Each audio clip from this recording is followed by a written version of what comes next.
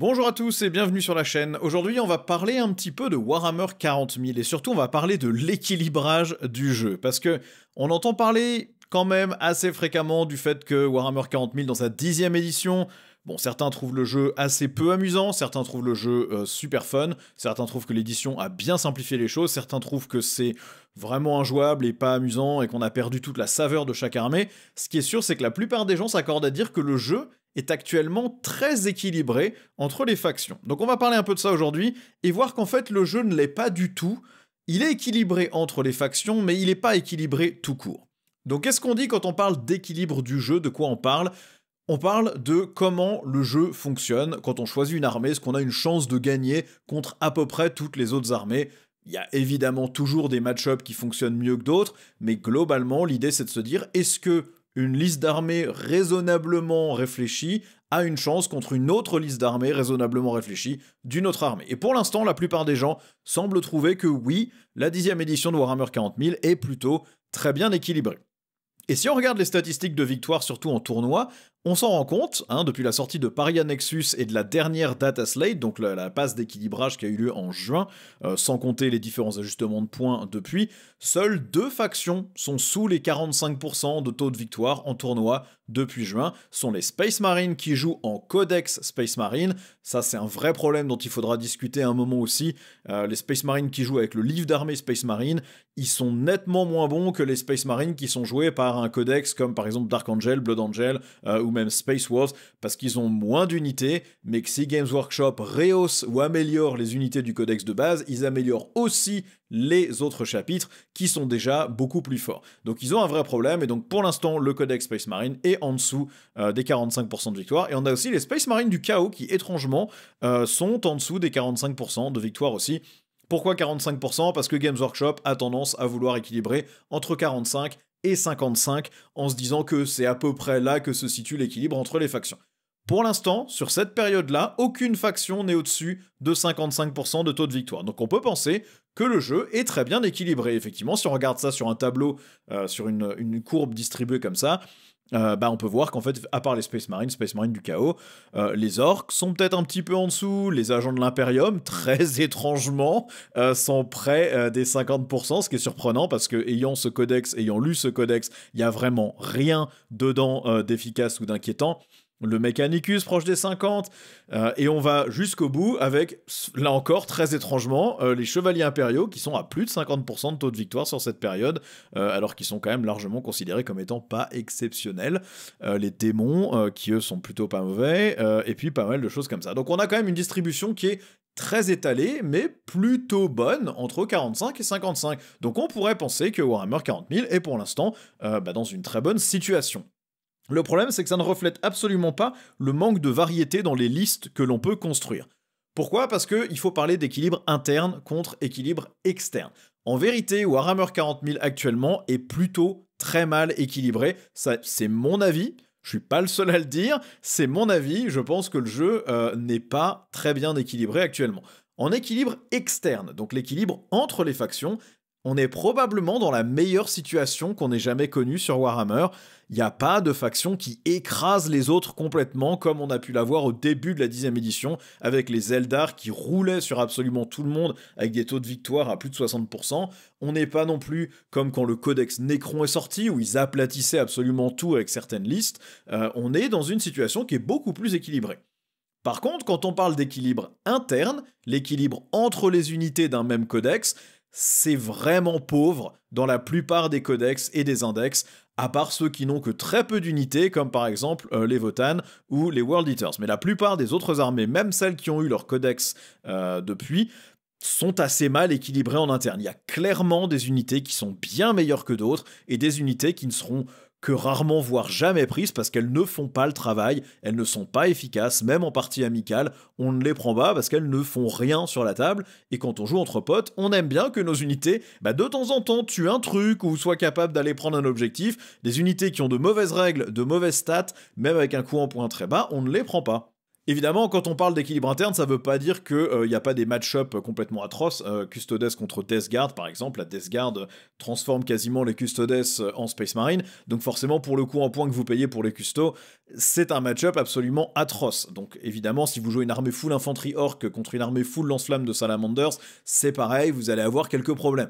Mais globalement, les armées sont assez équilibrées les unes dans les autres. Maintenant, comment est-ce que Games Workshop équilibre son jeu? Actuellement, ils ont plutôt tendance à seulement changer l'équilibre entre les factions ou au sein d'une faction en passant par le coup en point. C'est rare, c'est très rare que Games Workshop change les règles d'une unité en cours de version, voire après que le codex soit sorti. Il y a des exceptions. Le Mechanicus, après la sortie de son codex, Games Workshop s'est rendu compte quand même qu'ils avaient fait un très mauvais travail sur l'écriture de ce livre. La règle d'armée était faible, les datasheets étaient absolument abominablement mauvaises, et l'équilibre interne était vraiment très mauvais, ce qui fait que tout le monde jouait simplement des hordes d'infanterie en espérant contrôler la map et empêcher l'adversaire d'avancer. C'était injouable, c'était pas amusant, Games Workshop s'en est rendu compte et a changé beaucoup de profils. Probablement pas assez, mais il les a quand même bien modifiés en rajoutant un bon nombre d'attaques, en rajoutant parfois un peu de force, en rajoutant quelques caractéristiques, en buffant aussi la règle d'armée, ce qui fait que maintenant le Mechanicus est quand même très amusant à jouer, c'est une des armées que moi je joue, je les avais un peu lâchés après la sortie du codex, à part quand vraiment je jouais pour le fun et que je m'en moquais complètement du résultat que j'allais faire. Les Grey Knights ont aussi eu droit à leur petite amélioration, notamment sur les psy-canons lourds de mémoire, qui leur ont donné un peu plus de force et un peu plus de punch contre les véhicules. Le répulsor des Black Templars a été amélioré pour pouvoir transporter plus de figurines, notamment les grandes escouades de croisés Black Templar. Les chevaliers de la Deathwing ont gagné de la PA. Voilà. Il y a eu quelques changements de datasheet après la sortie d'un codex, mais globalement, Games Workshop préfère plutôt changer les points des unités ou changer une règle générale de l'armée plutôt que de changer les profils individuels. Pourquoi est-ce que cette méthode d'équilibrage par les points ne fonctionne pas dans beaucoup de cas ? C'est simple, l'objectif d'une armée, c'est d'avoir des unités qui remplissent des rôles sur le champ de bataille. Que vous jouiez en tournoi ou en amical, vous allez toujours réfléchir de cette façon-là. Vous allez vous demander quel sera votre anti-tank. Est-ce que vous prenez un char avec des canons laser ou équivalent? Est-ce que vous prenez plutôt un dreadnought de corps à corps chez les Space Marines? Est-ce que vous prenez des vétérans de la Deathwing avec des marteaux? Qu'est-ce que vous choisissez pour détruire les tanks? Qu'est-ce que vous choisissez pour tuer des élites, des profils un peu de Terminator? Qu'est-ce que vous choisissez pour nettoyer des cordons d'infanterie? Quelles sont vos unités qui sont mobiles, qui pourront aller vite sur des objectifs ou se déplacer rapidement pour faire des objectifs? Quelles sont les unités qui vont scorer vos objectifs principaux, qui auront de l'OC, donc vos unités de ligne? Quelles sont vos unités que vous allez pouvoir utiliser pour bloquer l'adversaire? Avec quoi vous allez scouter? Qu'est-ce que vous allez pouvoir laisser en réserve stratégique ou en frappe en profondeur? On construit sa liste un peu de cette manière-là, ou alors on a déjà vraiment un thème en mode full infanterie, je ne mets que de l'infanterie.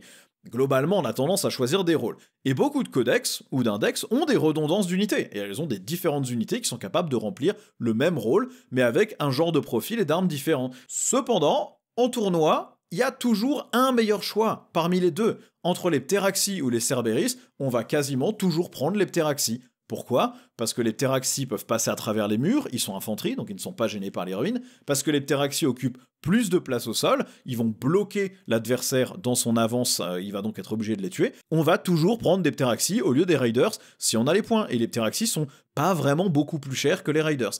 En tournoi, c'est simple, on va affronter des listes et des factions que l'on ne connaît pas en construisant sa liste. On doit donc s'arranger pour avoir des unités qui fonctionnent contre quasiment toutes les factions. Le but, c'est d'avoir une liste qui soit polyvalente et qui soit capable de répondre aux menaces de toutes les factions potentiellement.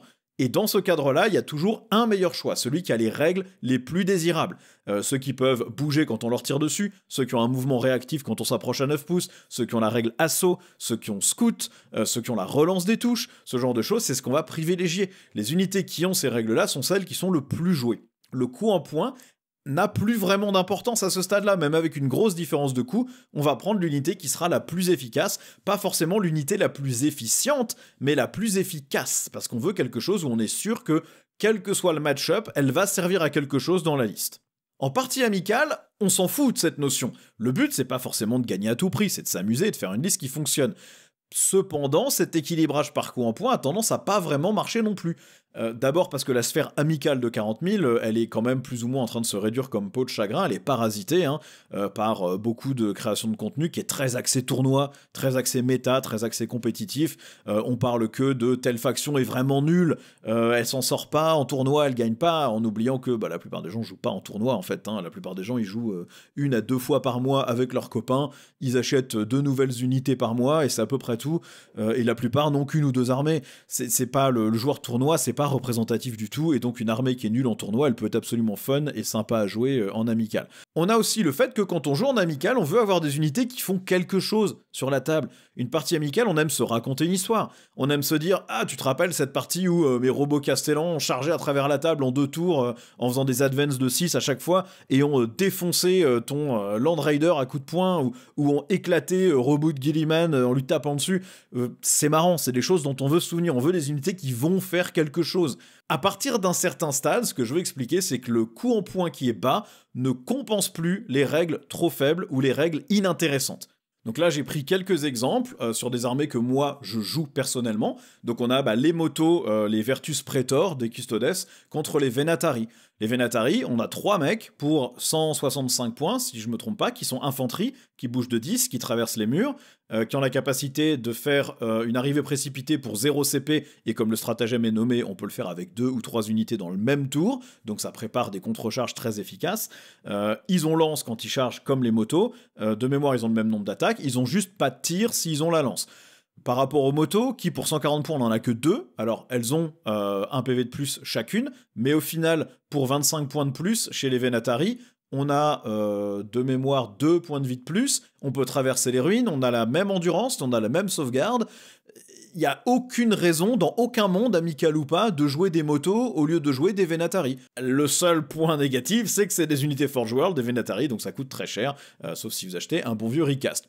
Chez les Space Marines, on a les Reavers contre les Infiltrators. Les Reavers, c'est 75 points les 5, contre 100 points pour les Infiltrators, c'est une grosse différence de points, mais les Reavers ne font rien. Ils sont complètement inutiles. Là où les Infiltrators, eux, peuvent empêcher l'ennemi de frapper en profondeur ou de rentrer depuis les réserves à 12 pouces 2. De mémoire, ils ont aussi Infiltrateur. Je me demande s'ils ont même pas la... Non, ils ont pas la règle Scout, mais ils ont la règle Infiltrateur. Les Reavers, eux, font des trucs de Battle Shock un peu nuls. Ça n'a pas de sens. Pourquoi jouer ça? Pour 25 points de plus, vous avez une unité qui est meilleure en tout point. Donc personne ne joue des Reavers. Même en amical, ça n'a pas d'intérêt. Donc ma conclusion, c'est que actuellement, eh bien, on peut dire, je pense que Warhammer 40 000, c'est pas encore vraiment équilibré. Et parce que l'équilibre interne n'est pas bon dans beaucoup de codex. Certains sont bien équilibrés en interne et ont un vaste choix de figurines. En Space Marine, on peut considérer que le fait que les Reavers ou les Infiltrators aient une vraie différence n'a pas d'importance, parce qu'en Space Marine on a tellement de choix d'unités qu'on trouvera forcément quelque chose qui nous fait marrer.